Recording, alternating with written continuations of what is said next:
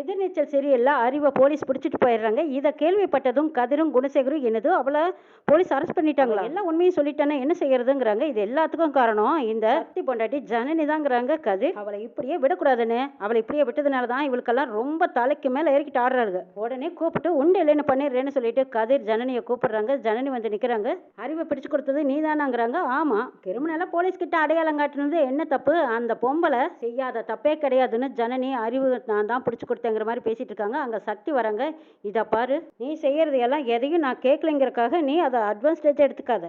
எனக்கு நியாயம்னு பட்டுதுன்னா நான் கண்டிப்பாக கேட்பேன். உன்னால் திரும்பவும் இந்த வீட்டில் எந்த பிரச்சனையும் வரக்கூடாதுன்னு சொல்லிட்டு போகிறாங்க சக்தி. மறுபடியும் பிரச்சனைகளை இழுத்துட்டுட்டாங்களேன்னு சொல்லி ஈஸ்வரி, ஜனனி, நந்தினி, ரேணுகா இவங்க 4 பேரும் உட்காந்து பேசிட்டு இருக்கும்போது அங்கே தர்ஷினி வராங்க. நீங்கள் 4 பேருமே வெளியில் போய் ஒரு சுதந்திர பெண்களாக வாழ்வீங்க, உங்களோட உங்கள் பின்னாடி நாங்கள் வரலாம் நாங்கள் நினச்சிட்டு இருந்தோம். அப்படி ஒரு வேலை நடக்கும்னு நாங்கள் நினச்சோம். இதெல்லாம் நடக்காது போல இருக்குது. இது எல்லாமே வேஸ்ட்டாக போச்சேங்கிறாங்க தர்ஷினி. தர்ஷினி, முன்ன மாதிரி எல்லாம் இனிமேல் நாங்கள் அடங்கி ஒடுங்கி எல்லாம் உட்கார மாட்டோம், நீ எங்களை நம்புங்கிறாங்க நந்தினி. தர்ஷினி, நாங்கள் சொல்கிறத கொஞ்சம் புரிஞ்சுக்கோ. எங்கள் வயசில் இருக்கிற கண்டிஷனாக வளர்ந்த ஒவ்வொரு பெண்களுக்காகவும் தான் நான் இதை பற்றி சொல்லிக்கிட்டு இருக்கேங்கிறாங்க ஈஸ்வரி. கிட்டத்தட்ட என் வயசில் இருக்கிற 80% பெண்களும் இந்த மாதிரி தாமா இருக்காங்க.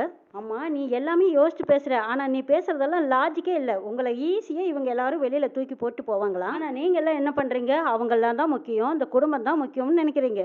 நீங்களும் வந்து இங்கே உட்கார்ந்துட்டு இருக்கீங்க. இதெல்லாம் எனக்கு கொஞ்சம் கூட பிடிக்கலைங்கிறாங்க தர்ஷினி.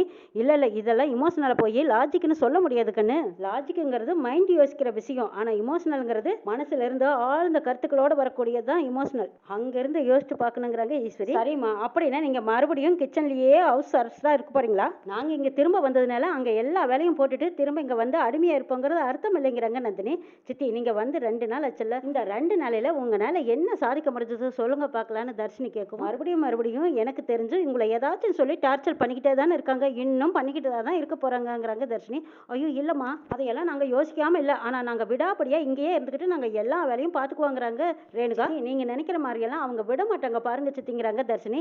இல்ல தர்ஷினி, நாங்க நிறைய வெளியில போய் பார்த்துட்டு வந்திருக்கோம். உன்னை விடவே நாங்க நிறைய யோசிப்போம், புதுசா யோசிச்சு வித்தியாசமா நிறைய செய்வோம். அவங்களுக்கு யார் பறிஞ்சு கொடுக்கறது? நாங்க தான் போனா போகுதுன்னு இங்க வந்திருக்கோம், அவங்களால எதுவும் செய்ய முடியாதுங்கிறாங்க நந்தினி. உங்களுக்கு அவங்கள பத்தி இன்னுமா தெரியல, புதுசா ப்ராப்ளம் கிரியேட் பண்ணிக்கிட்டே இருப்பாங்கிறாங்க தர்ஷினி. இங்க பாரு தர்ஷினி, நிச்சயமா நாங்க அன்னைக்கு மாதிரி எல்லாம் அடங்கி ஒடுங்கி இருக்க மாட்டோம். அழுது புலம்புனாலும் எப்படியும் சமாளிப்போங்கிறாங்க நந்தினி. இதெல்லாம் எங்க பக்கம் விட்டு நாங்க பாத்துக்கிறோம், இதெல்லாம் பழகி போச்சு, இதை பத்தி நீ யோசிக்கவே யோசிக்காத, நாங்க பாத்துக்கிறோங்கிறாங்க நந்தினி. ஐயோ சித்தி, இதெல்லாம் உங்களுக்கு சரியா வராது. அம்மா விட்டுருங்கம்மா, இது உங்களுக்கு சரிப்படாது. பாருமா, சித்திக்கெல்லாம் இங்க இருக்கிறதுக்கு ஒரு ரீசன் இருக்கு, சான்ஸ் இருக்கு, ஆனா உங்களுக்கு அதெல்லாம் இனிமே கிடையவே கிடையாது. நீ இங்க இருக்கணுங்கிற அவசியம் இல்லம்மா, உனக்கு நான் மட்டும்தான், எனக்கு நீ மட்டும்தான். நம்ம 2 பேரும் கொடைக்கானலுக்கு போயிடலாம், ப்ளீஸ் வாமா அப்படின்னு தர்ஷினி கூப்பிடவும் அங்க தர்ஷன் அது வரைக்கும் ஒளிஞ்சு மறைஞ்சு நின்று கேட்டுட்டு இருந்து இவங்க பேசுறதெல்லாம் கேட்டுட்டு படப்படன்னு மாடி ஏறி ஓடி வராங்க. இங்க இருந்தா எதுவுமே மாறாது, மறுபடியும் மன அழுத்தத்தோட தான் வாழ்ந்துட்டு இருக்கணும், இதெல்லாம் சரிப்படாதுமா, போயிடலான்னு கூப்பிடுறாங்க தர்ஷினி. அங்க தர்ஷன் வந்ததும், ஏய் தர்ஷினி நிறுத்தடி, என்னமோ உனக்கு மட்டும் அம்மானு சொல்லிக்கிட்டு இருக்க, அவங்க எனக்கும் அம்மா தான், இந்த வீட்டில் அவங்களுக்கு யாரும் இல்லை, நீ மட்டும்தான் சொல்லிட்டு இருக்க, ஏன் நான் இல்லையா? அம்மா இந்த வீட்டுக்கு வந்ததே எனக்காகன்னு தர்ஷன் உரிமையோட பேசிட்டு இருக்காங்க. டே முதல்ல வாயை முடிக்கிட்டு போடா, நீ பண்ணதெல்லாம் எனக்கு தெரியாதாங்கிறாங்க தர்ஷினி. வாய் இருக்குன்னு எது வேணாலும் பேச வந்துட்டான் அப்படின்னு தர்ஷினி பேசிட்டு இருக்கும்போது, அம்மா இங்க பாரு, அவ சொல்றதையெல்லாம் நீ கேட்காத, உனக்காக நான் இருக்கேன் வாமா அப்படின்னு சொல்லி ஈஸ்வரியோட கையை பிடிக்க போறாங்க தர்ஷன். டே முதல்ல அம்மா கையை விட போறியா இல்லையா அப்படின்னு தர்ஷினி கேட்கவும், இங்க பாரு இவங்க எனக்கும் அம்மா தான், நான் அம்மா கிட்ட தனியா பேசியே ஆகணும், அம்மா நீ வாமா நான் உங்ககிட்ட பேசுறேன் அப்படின்னு சொல்லி தர்ஷன் ஈஸ்வரி கையை பிடிச்சு இழுத்துட்டு போறாங்க. தர்ஷன் சுயநலக்காரன், அவன் பேசுறதெல்லாம் நீங்க கொட்டிட்டு இருக்காதீங்க, மறுபடியும் உங்களை அடிமையாக்கி உட்கார வைக்கிறதுக்கு தான் இந்த மாதிரி ஒரு தந்திரமான வேலையை பாக்குறான்னு புரிஞ்சுக்கோங்கம்மா, திரும்ப ஏமாந்து போகாதீங்கன்னு தர்ஷனி சொல்ல ஈஸ்வரி சரி தர்ஷன் என்னதான் பேசுறான்னு கேட்போமே, என்னையும் மீறி என்ன நடந்துரும் நான் பாக்குறேன்னு சொல்லிட்டு போறாங்க ஈஸ்வரி. குடும்பங்கிற வட்டத்துல விழுந்துட்டா புள்ள பையன் இவங்க சொல்றது எல்லாம் கேட்டுத்தானே ஆகணும் தர்ஷினி. அம்மாவுக்கு எல்லாம் தெரியும், தர்ஷன் என்னதான் சூழ்ச்சி பண்றான்னு நாமளும் பார்க்கலாமே, அவன் சூழ்ச்சிக்கல இனிமே யாரும் சிக்க போறது இல்லை, அவங்க வழியிலேயே போய் அவங்களையே உட்கார வைக்கிற வேலை தான் நாங்க பார்க்க போறோம்னு நந்தினி ரேணுகா இவங்க எல்லாரும் சொல்லி சமாதானம் பண்றாங்க. தர்ஷினி சமாதானம்